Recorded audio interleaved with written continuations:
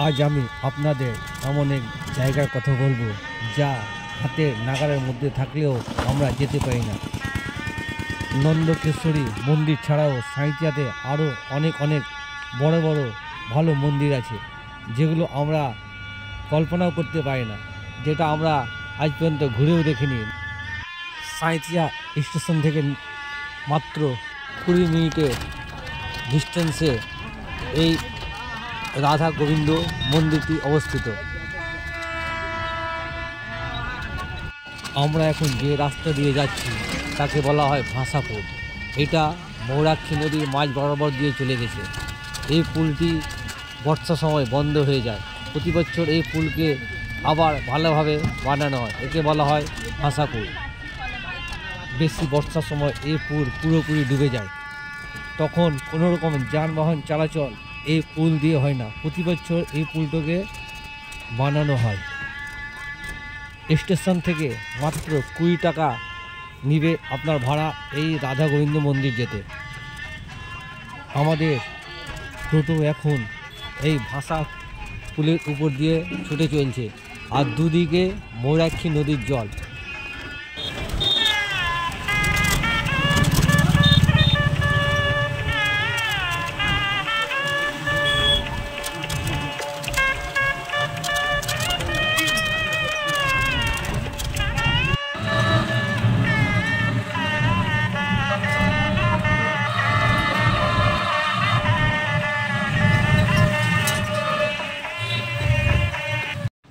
সুন্দর গ্রামীণ পরিবেশের মধ্যে অবস্থিত এই মন্দিরটি।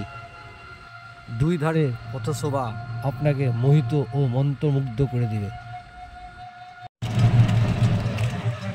আমাদের টোটোটা এখন চলে এসেছে রাধা গোবিন্দ মন্দিরের কাছে।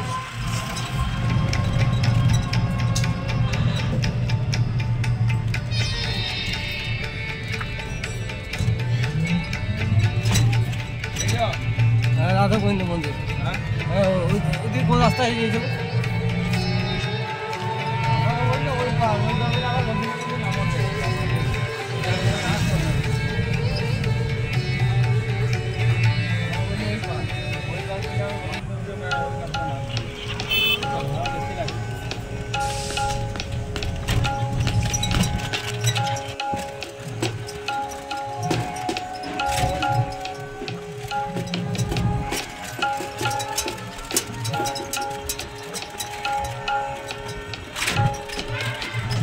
একদম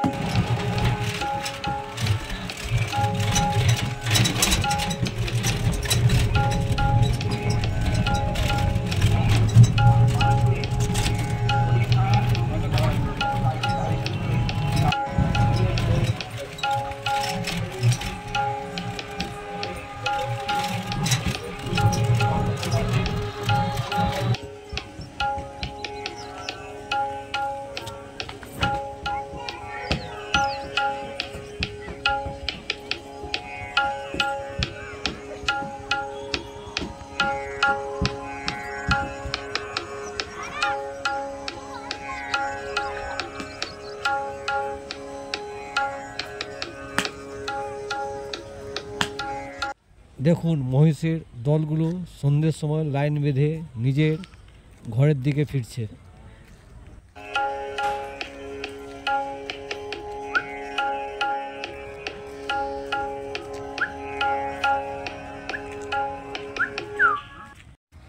আমি এখন প্রবেশ করছি রাধা গোবিন্দজির মন্দিরের মূল ফটক থেকে।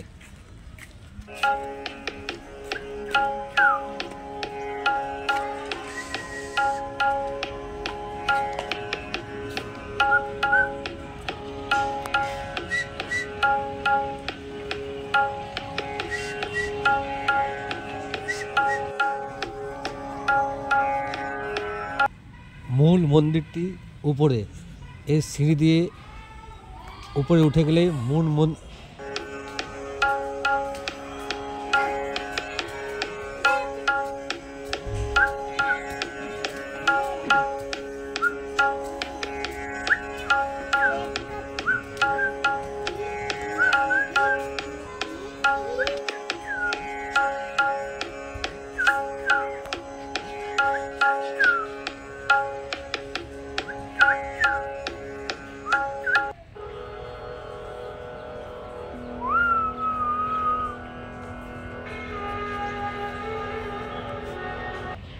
মন্দিরের সামনে বিশাল একটি ছাদ, ছাদের দুপাশে বেশ সুন্দর বাগান, বিভিন্ন রকমের ফুলের গাছ লাগানো আছে।